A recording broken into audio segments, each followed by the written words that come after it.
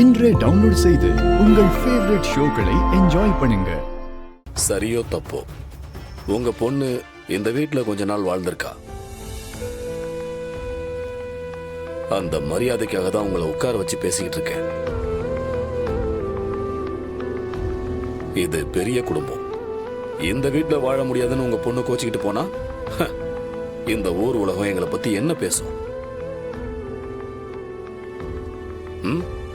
அது எங்களுக்கு எவ்வளவு பெரிய அவமானம். அதெல்லாம் பொறுத்துக்கிட்டு நாங்க இருக்கோம்னா எங்க பெருந்தன்மை என்னங்கிறத நீங்க புரிஞ்சுக்குங்க.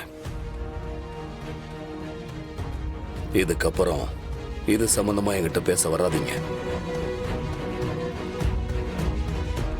தயவு செஞ்சு கிளம்புங்க. அண்ணே, அப்படிலாம் சொல்லாதீங்க அண்ணே. உங்களுக்கும் ஒரு பொண்ணு இருக்கால. ஏன் பொண்ணு தானே, ரொம்ப நல்லா வாழ்ந்துகிட்டு இருக்கா. அவ வாழ்றதுதான் நீங்க பாத்துக்கிட்டு இருக்கீங்களே.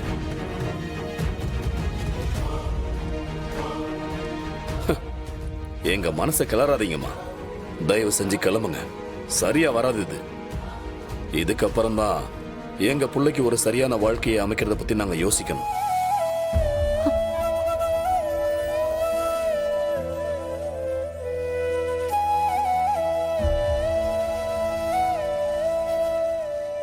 தேவையில்லாம வந்து குழப்பம் பண்ணாதீங்கம்மா. கிளம்புங்க.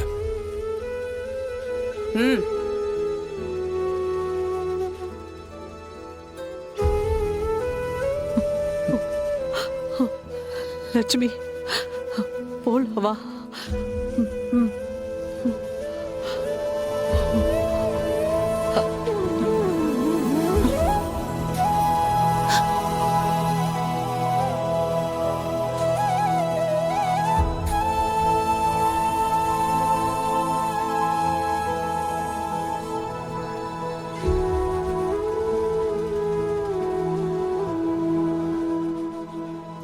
எப்படியோ நாம நினைச்ச மாதிரியே நடந்துருச்சு.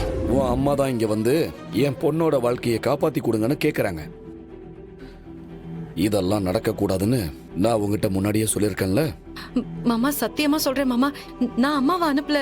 இதெல்லாம் எனக்கு ஒண்ணுமே தெரியாது மாமா. சும்மா நடிக்காதம்மா.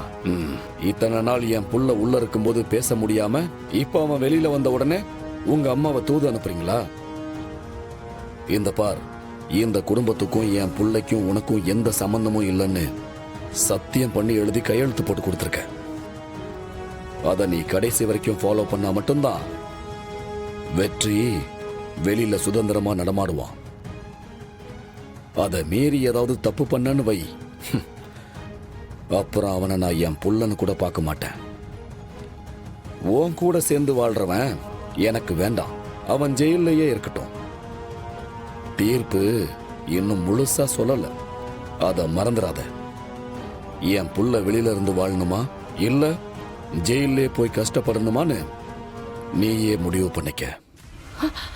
ஐயோ மாமா, அப்படி சொல்லாதீங்க மாமா. மறுபடியும் என்ன பேச வைக்காத.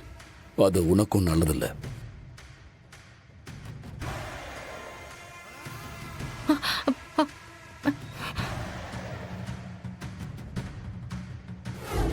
நான் உன்கிட்ட ஏற்கனவே சொல்லியிருக்கேன், அவருக்கும் நமக்கான உறவு முடிஞ்சு போச்சுன்னு. இனிமே இவர் கூட நீ பேசக்கூடாது. நல்லா யோசி, உனக்கு அம்மா முக்கியமா இல்ல அவர்தான் முக்கியமான?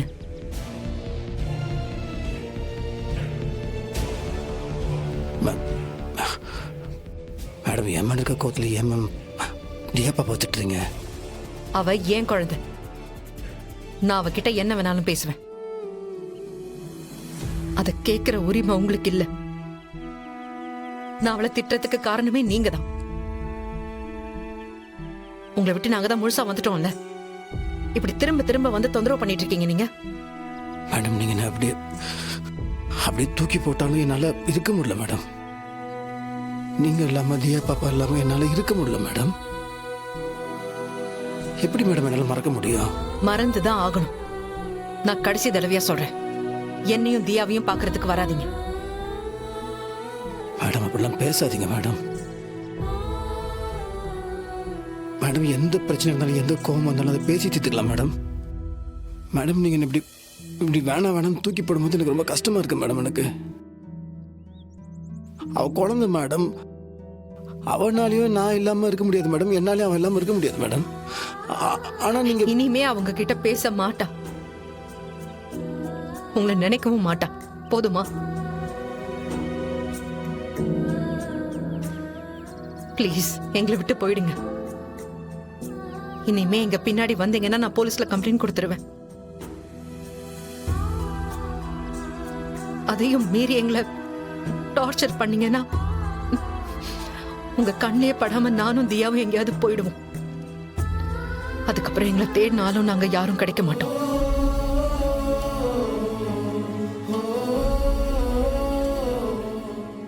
வாதியா போலாம். மேடம் மேடம் மேடம் நான் சொல்றத கேளுங்க மேடம். மேடம்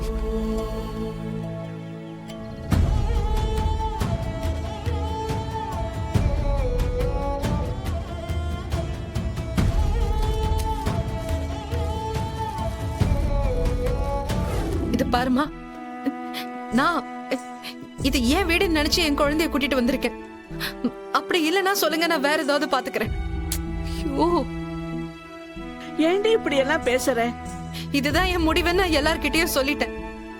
இனிமே யாரும் இத பத்தி என்கிட்ட பேசாதீங்க ப்ளீஸ். குறிப்பா அந்த குடும்பத்துக்கிட்ட போய் எனக்காக கெஞ்சாதீங்க ப்ளீஸ். என்ன யாரும் விலக்கி வைக்கல, நான் தான் ஒதுக்கி வச்சுட்டு வந்திருக்கேன். இதுக்கு மேல யாராவது ஏதாவது பண்ணீங்கன்னா நான் என் குழந்தைய கூட்டிட்டு யார்கிட்டயும் சொல்லாம கொள்ளாம இங்கிருந்து போயிடுவேன். ஐயோ துளசி, விட்டுடு. நீ எங்கேயும் போக வேண்டாம், இங்கே இரு. இது உன் வீடு தானே. சரி, நீ இங்கே இரு. இந்த வீட்டை விட்டு போறேன், இந்த வீட்டை விட்டு போறேன்னு தயவு செஞ்சு இன்னொரு முறை சொல்லாத துளசி.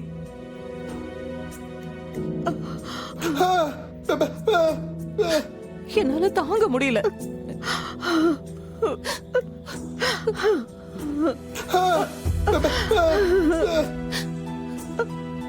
என்னாச்சு இவளுக்கு? ஒரே நாள்ல இப்படி மாறி வந்திருக்கா?